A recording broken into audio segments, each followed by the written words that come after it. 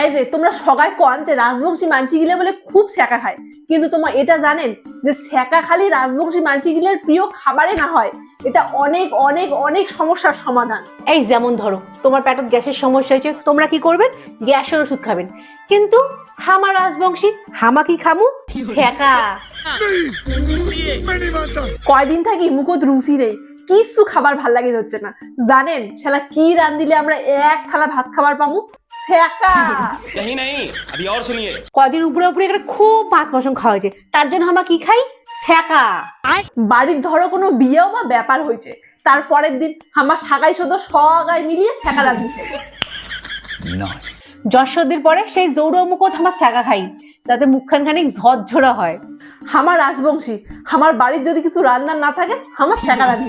अरे मुझे चक्कर आने लग गया अब। কিচ্ছু ভালো লাগে হচ্ছে না, ছ্যাঁকা খাই। পেট খারাপ হয়েছে, ছ্যাঁকা খাই।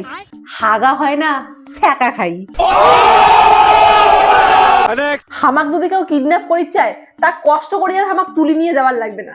তাই যদি খালি আমাক কয় যে আয় তোকে ছ্যাঁকা দিয়ে ভাত কয়, তাইলে আমার শ্বশুর করে তার পাশে পাশে চলে যাবো। তো ছ্যাঁকা কিন্তু আন্ডার এস্টিমেট করবেন না। ছ্যাঁকা হল আমার রাজবংশী মানসি গিলার ইমোশন।